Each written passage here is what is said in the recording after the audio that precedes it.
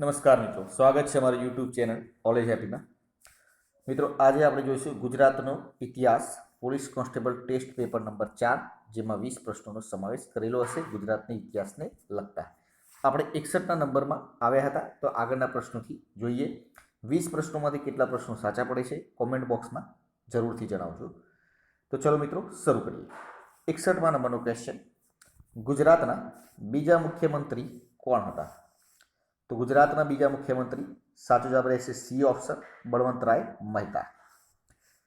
2008માં કઈ bank state Bank of ઇન્ડિયામાં વિલીન થઈ હતી? કઈ બેંક સ્ટેટ બેંક ઓફ ઇન્ડિયામાં વિલીન થઈ હતી 2008માં?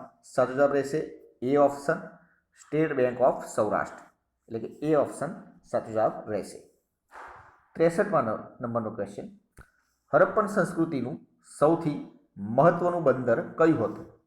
હડપ્પન સંસ્કૃતિનું સૌથી મહત્વનું બંદર લોથલ હતું, એટલે કે ડી ઓપ્શન સાચો જવાબ રહેશે. 64મા નંબરનો ક્વેશ્ચન: હડપ્પા સંસ્કૃતિના જાણીતા સ્થળ ધોળાવીરા કયા જિલ્લામાં આવેલ છે?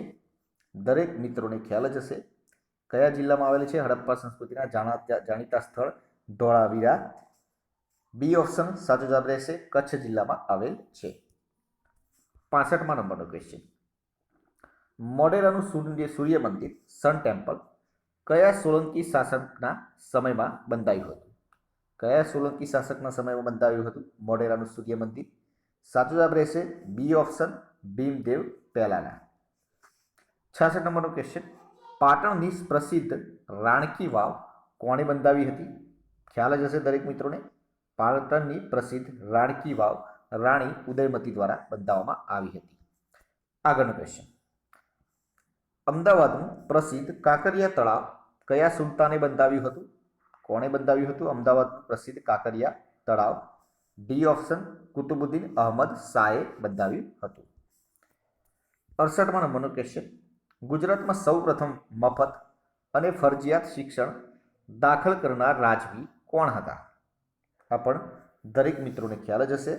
68મા ક્વેશ્ચનમાં સી ઓપ્શન, સયાજીરાવ ગાયકવાડ, એટલે કે સી ઓપ્શન સાચો જવાબ રહેશે. દાંડી કૂચની શરૂઆત ક્યારે થઈ હતી? દાંડી કૂચની શરૂઆત 12 માર્ચ 1930ના રોજ થઈ હતી. કયા સત્યાગ્રહને ગુજરાતનો પ્રથમ સત્યાગ્રહ માનવામાં આવે છે? સી ઓપ્શન, ખેડા સત્યાગ્રહને. 71મા નંબરનો ક્વેશ્ચન: આર્ય સમાજની શરૂઆત ક્યાં થઈ? આર્ય સમાજની શરૂઆત ક્યાં થઈ હતી? મહારાષ્ટ્ર ખાતેથી. 72મા નંબરનો ક્વેશ્ચન: મધ્યકાલીન ભારતમાં મોહમ્મદાબાદ તરીકે પ્રસિદ્ધ સ્થળ હતું કઈ જગ્યાએ? ડી ઓપ્શન, ચાંપાનેર ખાતે. આગળનો ક્વેશ્ચન 73મા નંબરમાં: પાટણના પટોળાની કલા કયા રાજવી સમયમાં વિકાસ પામી હતી? કોના સમયમાં વિકાસ પામી હતી પાટણના પટોળાની કલા? સાચો જવાબ રહેશે એ ઓપ્શન, સિદ્ધરાજ જયસિંહના સમયમાં. દેલવાડાના જૈન મંદિરો કયા રાજ્યમાં આવેલા છે? તો દેલવાડાના જૈન મંદિરો રાજસ્થાનમાં આવેલા છે. હું કાગડા કૂતરાને મોતે મરીશ, પરંતુ સ્વરાજ લીધા સિવાય હવે આ આશ્રમમાં પાછો પગ મૂકનાર નથી. આવું કોણે કહેલું? ખ્યાલ જ હશે. 75મા ક્વેશ્ચનમાં સાચો જવાબ રહેશે એ ઓપ્શન, ગાંધીજી. 76મા નંબરનો ક્વેશ્ચન: સિંધુ ખીણની સંસ્કૃતિનું એક વિશાળ નગર ધોળાવીરા ગુજરાતના કયા જિલ્લામાં આવેલું છે? આગળ આવી ગયો, ફરીથી પ્રશ્ન આવ્યો છે, રિપીટ થયો છે. કચ્છ જિલ્લામાં આવેલ છે.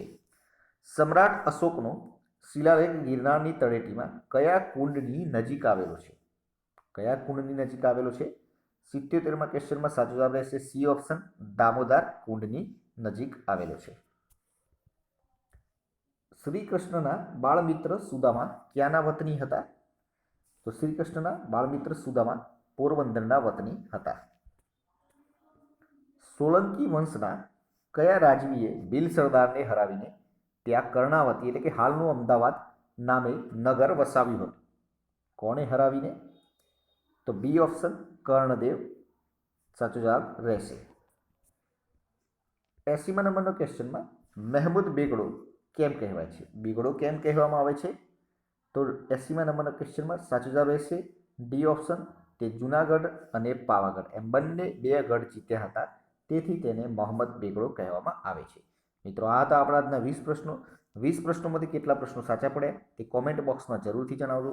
વિડીયો પસંદ આવે તો લાઇક કરજો, શેર કરજો પોતાના મિત્રો જોડે, ચેનલને સબસ્ક્રાઇબ કરવાનું ના ભૂલતા, જેથી કરીને આવનાર દરેક વિડીયોની નોટિફિકેશન આપને સૌપ્રથમ મળી રહે અને આપની તૈયારીમાં વધારો થઈ શકે.